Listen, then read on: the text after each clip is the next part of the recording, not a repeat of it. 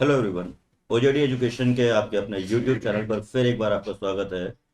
और आज के एक्सेल की इस मास्टर ब्लास्टर सीरीज में हम डिस्कस करने वाले हैं एक्सेल के बहुत अंडररेटेड फंक्शंस जो कि यूनिक तो हैं लेकिन उनके बारे में बहुत कम लोग जानते हैं, या उसको प्रॉपरली कैसे यूज करना है उसके बारे में बहुत कम लोगों को पता है।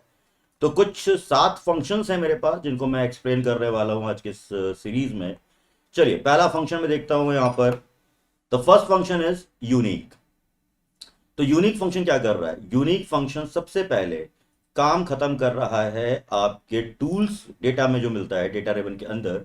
एक टूल्स होता है रिमूव डुप्लीकेट, उसका काम पूरी तरीके से आप खत्म कर सकते हैं यूनिक फंक्शन के थ्रू। सिंपल, आपको करना क्या है, आपको यहां पर सपोज सिटी चाहिए, तो मुझे ये नहीं पता है कि आपने कितनी सिटीज यहां पे दी हुई हैं और उन सिटीज को कैसे आप इंप्लीमेंट कर रहे हो। तो क्यों ना सिंपल यूनिक फंक्शन ट्राई किया जाए। यूनिक फंक्शन में अपना एरे सर्च कर लो। दैट मीन्स सभी सिटीज के नाम मैंने यहां पे सेलेक्ट कर लिए हैं और एंटर करता हूं तो ये एक ग्रुप या एरे बना देगा। जी हाँ, तो ये वो सिटीज हैं जो वहां पे मल्टीपल टाइम रिपीट की गई हैं। सेम एज हम लोग ट्राई कर सकते हैं डिपार्टमेंट के लिए। इक्वल साइन यूनिक फंक्शन और सभी डिपार्टमेंट्स को सेलेक्ट करता हूं तो डिपार्टमेंट में जो भी यूनिक वैल्यूज हैं यानी जितने नंबर ऑफ डिपार्टमेंट्स हैं वो यहां पर आ चुके हैं। ये जो बॉर्डर आपको दिखाई दे रहा है ये है आपके लिए सिंपल यहां पर क्या कि ये है एक डायनामिक एरे, यानी आप इस एरे पर कोई भी फंक्शन चला सकते हो। तो ये है एक बहुत अंडररेटेड फंक्शन जो कि बहुत कम लोगों को पता है कि कैसे यूज करना है। ना नेक्स्ट फंक्शन पे आता हूं। नेक्स्ट फंक्शन है हमारा rand array. Rand array function की मदद से क्या कर सकता हूं, मुझे सैंपल नंबर्स हम लोग जनरेट कर सकते हैं। दो फंक्शन देखेंगे हम लोग, एक है रैंड बिटवीन और एक रैंड एरे। तो सबसे पहले मैं यहां पे इंप्लीमेंट करके दिखाता हूं आपको रैंडम एरे फंक्शन, जिसकी हेल्प से हम लोग ट्राई कर सकते हैं एक सैंपल नंबर का सेट जो मुझे प्रैक्टिस सेट के नाम से या डेटा सेट के नाम से जान सकता हूं। तो आइए दिखाता हूं कैसे ट्राई करना है मुझे। तो मैंने यहां पे सिंपल लिया equal sign rand array function, और हर एक फंक्शन हमेशा की तरह अपने आप को खुद बता रहा होता है जैसे क्या दे रहा है कि कितने नंबर ऑफ रोज होंगे यहां पर। तो टोटल नंबर ऑफ रोज मैं कवर करना चाहता हूं 10। टोटल नंबर ऑफ कॉलम्स कितने कवर करने हैं रैंडम वैल्यूज के लिए, तो मैंने कहा मुझे 6 कॉलम्स कवर करने हैं। मिनिमम वैल्यू क्या चाहिए उसमें, तो मैंने कहा मिनिमम वैल्यू मेरी शुरू होनी चाहिए 10 से, और मैक्सिमम वैल्यू मुझे चाहिए होगी यहां पर मान लीजिए 99। और इंटीजर दैट मीन्स ट्रू, मैं ये दे देता हूं मुझे सारे के सारे इंटीजर नंबर्स ही चाहिए, राउंड नंबर्स जिनमें डेसिमल ना हो। तो 10 रोज और 6 कॉलम्स में वैल्यूज मेरी यहां पर पूरी तरीके से सेट हो चुकी होगी। और ये हैं वो वैल्यूज। अब ये वैल्यूज कैसे आई हुई हैं? ये आई हुई हैं आपकी रैंडम एरे से। इनके ऊपर आप लेबल लगा सकते हो like January, February and so on. और इन वैल्यूज को जैसे कि आप देख रहे हो बार बार ये चेंज हो रही हैं, तो इनको मैं फिक्स भी कर सकता हूं। कंट्रोल सी दबाइए, alt control we for paste special और वैल्यूज। तो इनके साथ में आप क्या कर रहे हो, रैंडम एरे में ये वैल्यूज जनरेट कर सकते हो अपने प्रैक्टिस डेटा सेट के लिए। ना नेक्स्ट फंक्शन के मूव करता हूं। नेक्स्ट फंक्शन है मेरा यहां पर रैंड बिटवीन। तो रैंड बिटवीन एक स्पेसिफिक कॉलम में एक स्पेसिफिक रेंज में वैल्यूज दे देगा। जैसे यहां पर आपने रैंडम एरे यूज किया तो आपने नंबर ऑफ रोज और नंबर ऑफ कॉलम बताए, तो सेम इसी तरीके से अगर मैं यहां पर रैंड बिटवीन फंक्शन ट्राई करके दिखाना चाहता हूं आपको एक बार, तो कैसे मैं यहां पर रैंड बिटवीन फंक्शन यूज कर सकता हूं। तो यहां पर मैंने सिंपल अगेन पूरा एक सेलेक्टेड प्रिसाइज कॉलम ले लिया मैंने। तो इसका स्मार्ट वर्जन हम लोग देख चुके हैं, रैंड एरे फंक्शन है। रैंड बिटवीन में सिंपल आपको बताना है बॉटम नंबर कितना, तो मैंने कहा बॉटम नंबर है 10, टॉप नंबर है 99। और इन सभी सीरीज को एक साथ फिल करने के लिए प्रेस करना होता है कंट्रोल प्लस एंटर। जी हाँ, तो ये देखिए रैंड बिटवीन ने एक सेलेक्टेड रेंज में कुछ नंबर्स दे दिए हैं। ये नंबर्स भी हमेशा चेंज होते रहेंगे क्योंकि ये किसी एक फंक्शन से जनरेट हुए हैं। तो मैं इनको भी फिक्स कर लेता हूं ताकि इन फ्यूचर ये वैल्यूज चेंज ना हो रही। तो इन दो फंक्शंस में मैंने देखा कि रैंड बिटवीन और रैंड एरे कैसे काम कर रहा होगा। आइए मूव करता हूं अपने नेक्स्ट फंक्शन की तरफ, और अगला फंक्शन है जी हाँ transpose. Transpose function that means आप रोज के डेटा को कॉलम में और कॉलम के डेटा को रोज में कन्वर्ट कर सकते हैं। जैसे अभी मेरे पास एक डेटा सेट दिया हुआ है जिसमें 20 रिकॉर्ड्स दिए हुए हैं जिनको कॉलम वाइज अरेंज किया गया है, ठीक है। और इनको मैं चाहता हूं, इस पूरे डेटा सेट को मैं अरेंज करना चाहता हूं यहां पर रो वाइज। तो यहां पर एक्सेल ने सबसे बेहतरीन फंक्शन दिया हुआ है ट्रांसपोज। जी हाँ, ट्रांसपोज फंक्शन में सिंपल आप अपना एरे सेलेक्ट करो और ब्रैकेट क्लोज कर देते हैं यहां पर और एंटर करता हूं मैं इसमें। तो ये देखिए, ये मेरे पास एक ट्रांसपोज एरे दे चुका है। अब आप में से कुछ लोग मेरे से ये क्वेश्चन जरूर करने वाले हैं, या आपके दिमाग में चल रहा होगा ये क्वेश्चन कि सर ये काम तो हम लोग पेस्ट स्पेशल से भी कर सकते थे, क्योंकि पेस्ट स्पेशल में भी ट्रांसपोज नाम का एक ऑप्शन आता है अपने पास, ठीक है ना। तो ये ट्रांसपोज नाम का जो ऑप्शन है ये क्या करेगा और फंक्शन में क्या अंतर है। तो चलिए पहले मैं इसको क्या करता हूं, आपके लिए कंट्रोल सी से कॉपी करता हूं और पेस्ट स्पेशल का ये ट्रांसपोज ऑप्शन में ट्राई करता हूं, जिससे सेम रिजल्ट जनरेट हो रहा है, ठीक है। नाउ द डिफरेंस इज कि ट्रांसपोज फंक्शन में जो आपने काम किया है उसमें और ट्रांसपोज ऑप्शन जो आपने ट्राई किया है उसमें अंतर क्या है।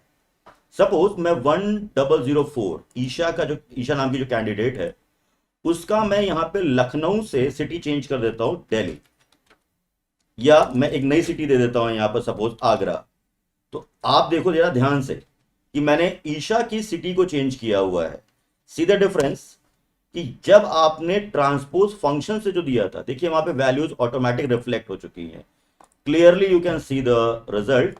ये आगरा की जो वैल्यू है ईशा की यहां भी दिखाई दे रही है, यहां भी, बट ऐसा कोई भी चेंज आपके ट्रांसपोज ऑप्शन में नहीं दिखाई दे रहा है। The major difference is this. अगर मैं यहां पे किसी कैंडिडेट की सैलरी चेंज करता हूं, जैसे पहले कैंडिडेट की मैं सैलरी रिवाइज कर रहा हूं 18,500, देन आप देखो कि जो ट्रांसपोज फंक्शन था उसने क्या किया, यहां पर मैं 19,500, देन ये स्पेल कर देगा क्योंकि ये डेटा किस पे कनेक्ट है, आपके डेटा एरे पे कनेक्ट है। चलिए तो मूव करता हूं अपने अगले फंक्शन पर। जी हाँ, तो ये था ट्रांसपोज फंक्शन, और इसी सीरीज में है अगला फंक्शन है इफ एरर, जिसको वाकई बहुत कम लोग सही तरीके से इस्तेमाल कर पाते हैं। ये फंक्शन होता है बेसिकली ट्रबल शूटिंग के लिए। Trouble shooting in the sense कि अगर कोई फंक्शन मेरा एरर जनरेट कर रहा है तो प्रॉब्लम क्या आती है कि वो फंक्शन जब एरर जनरेट करता है तो उस केस में आता है मेरे सामने जो क्रिटिकल प्रॉब्लम है वो ये होती है कि एरर जो आती है वो एक्सेल का कस्टमाइज मैसेज होता है, और वो मैसेज बहुत जल्दी हम लोग समझ नहीं पाते हैं। तो मैं यहां पे ट्राई करता हूं, पहले मैं एक सैंपल दे रहा हूं। Project completed divide by project assign into 100, यानी दैट मींस क्या परसेंटेज रहा है, तो 80% प्रोजेक्ट कंप्लीट है। And this thing is that, अब जैसा कि आप यहां पे एक चीज देख रहे हो कि सबसे बड़ा प्रॉब्लम मेरे सामने आ रहा है कि जहां पे मैंने कोई भी प्रोजेक्ट असाइन नहीं किया था और प्रोजेक्ट कंप्लीट का स्टेटस भी 0 है, तो वहां पे एक्सेल ने अपना एक टेक्निकल मैसेज दे दिया है डिव बाय 0 का। तो इसी डिव बाय 0 एरर को मैं चाहता हूं कि कस्टमाइज कर दूं। दैट मींस अगर कोई फॉर्मूला मुझे एरर दे रहा है तो उस एरर में मेरा बताया गया कस्टमाइज मैसेज आना चाहिए। तो आइए ट्राई करता हूं इफ एरर फंक्शन को इस वीडियो में। तो मैं इफ एरर फंक्शन यूज कर लेता हूं यहां पर, और वैल्यू दैट मींस मैं अपनी एक्सप्रेशन दे रहा हूं project completed divide by project assign into 100। अगर ये फॉर्मूला सही रिजल्ट दे रहा है देन नो प्रॉब्लम, और अगर ये फॉर्मूला गलत रिजल्ट दे रहा है दैट मींस अगर कोई एरर आ रही है तो डिव बाय 0 मत लिख करके तो मेरी तरफ से क्या लगा देना, एक हाइफन का साइन लगा देना, तो मैं समझ जाऊंगा कि फॉर्मूले में एरर है। नाउ सी द रिजल्ट, और अब एक्सेल का वो एरर मैसेज जो है वो नहीं आएगा। तो ये देखिए जहां जहां पे मेरे फंक्शंस में एरर आ रही थी उस जगह पर इसने रिजल्ट दे दिया है, और अब मैं जब वैल्यूज दे रहा हूं तो उसके अकॉर्डिंग वो चेंज हो सकता है। तो this is the simple if error method तो मैं एक बार और ट्राई करता हूं आपके लिए सेल्स परसेंटेज पर, ताकि आप ध्यान से समझ सको। इफ एरर फॉर्मूला लिया, वैल्यूज में मैंने प्रोजेक्ट अपने फॉर्मूला लगा दिया, project completed divide by project assign into 100। अगर ये फंक्शन सही रिजल्ट दे रहा है then we don't have any problem, but in case of error मैं चाहता हूं चेक इस नाम का एक मैसेज आ जाए। तो अब मैं यहां पर इसको ड्रैग करता हूं, तो आप देखो यहां पर डेसिमल के 2 प्लेस सेट भी कर दे रहा हूं। तो जहां जहां उसको एरर दिख रही थी वहां वहां पे उसने मेरा एक कस्टमाइज मैसेज दे दिया कि please check the entry. This is a simple if error function.